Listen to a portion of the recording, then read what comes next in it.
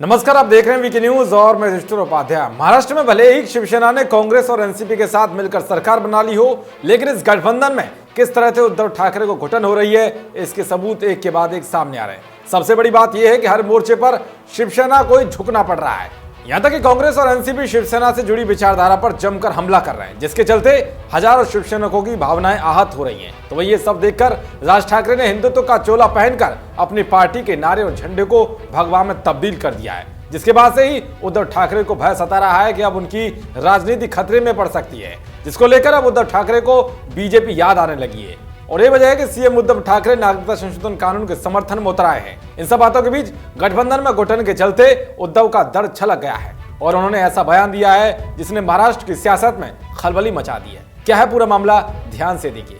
दरअसल महाराष्ट्र के सीएम उद्धव ठाकरे ने शिवसेना के मुखपत्र सामना के इंटरव्यू में कहा है कि वचन देना और वचन निभाना ये दोनों अलग चीजें हैं और वचन देकर तोड़ देना एक बहुत बड़ी साजिश है।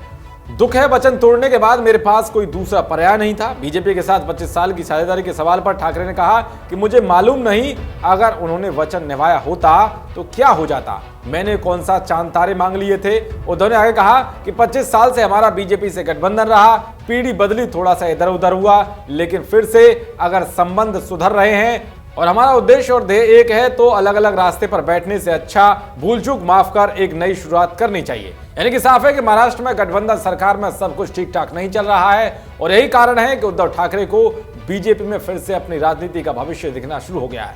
खैर, अब देखना यह होगा कि आने वाले वक्त में उद्धव ठाकरे क्या कुछ फैसला लेते हैं। देश और दुनिया की तमाम खबरों को पाने के लिए देखते रहिए वीके न्यूज। शुक्रिया।